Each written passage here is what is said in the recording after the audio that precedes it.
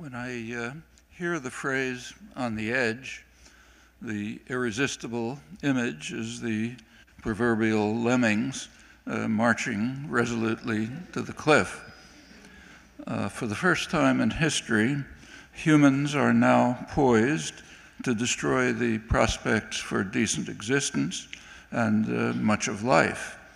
The rate of species destruction today is at about the level of 65 million years ago, when a major catastrophe, presumably a huge asteroid, ended the age of the dinosaurs, opening the way for mammals to proliferate.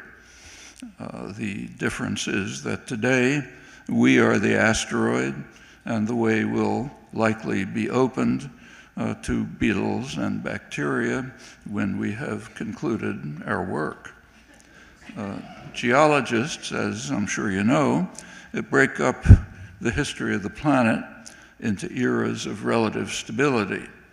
The Pleistocene, lasting several million years, was followed by the Holocene about 10,000 years ago, coinciding with the human invention of agriculture.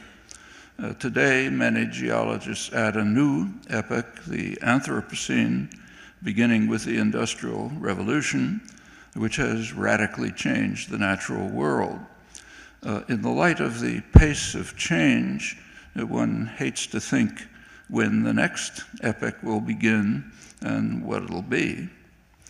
One effect of the Anthropocene is the extraordinary rate of species extinction. Another is, of course, the threat to ourselves. No literate person can fail to be aware that we are facing a prospect of severe environmental disaster with effects that are already detectable and that might become dire within a few generations if current tendencies are not reversed. And that is not all. For the past 70 years, we've been living under the threat of instant and virtually total destruction at our own hands. Those familiar with the shocking record, which continues to the present, will find it hard to contest the conclusions of General Lee Butler. He's the last commander of the Strategic Air Command, which has responsibility for nuclear weapons.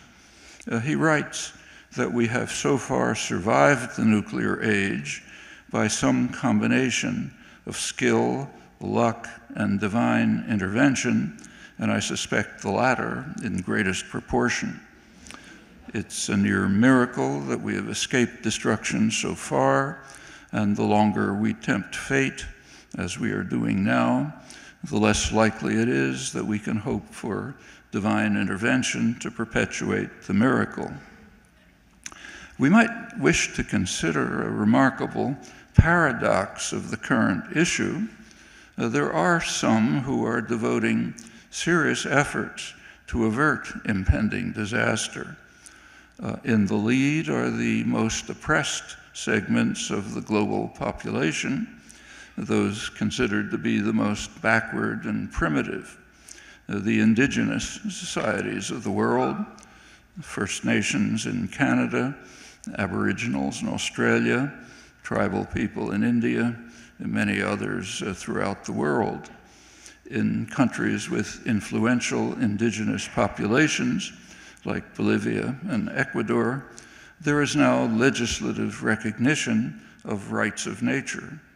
The government of Ecuador actually proposed to leave their supplies of oil in the ground where they should be if the rich countries would provide them with development aid amounting to a small fraction of what they would sacrifice by not exploiting their oil resources. The rich countries refused.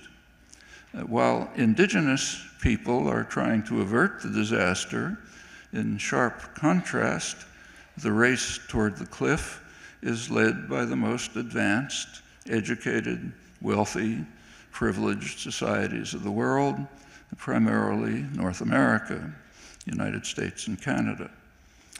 In the United States, there's now much exuberance about 100 years of energy independence as we become the Saudi Arabia of the next century.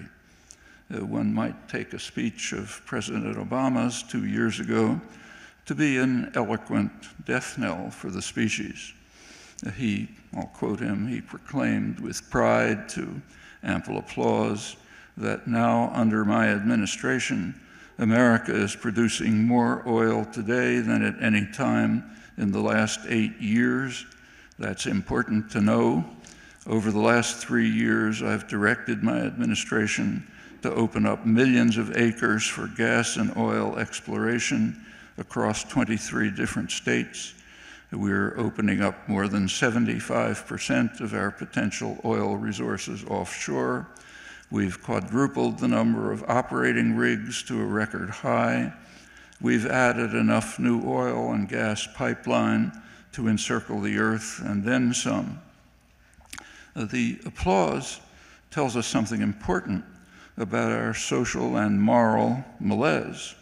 The president was speaking in Cushing, Oklahoma, known as an oil town, as he announced in greeting his appreciative audience. In fact, it is the oil town, described as the most significant trading hub for crude oil in North America. And industry profits are sure to be secured as producing more oil and gas here at home, in the president's words, will continue to be a critical part of energy strategy as the president promised. A few days ago, the New York Times had an energy supplement, 8 pages of mostly euphoria about the bright future for the United States, poised to be the world's greatest producer of fossil fuels. And missing from the 8 pages is any reflection of what kind of world we are exuberantly creating. In the moral calculus of currently prevailing state capitalism, the profits and bonuses in the next quarter greatly outweigh concern for the welfare of one's grandchildren, and since these are institutional maladies, they will not be easy to overcome. Thank you.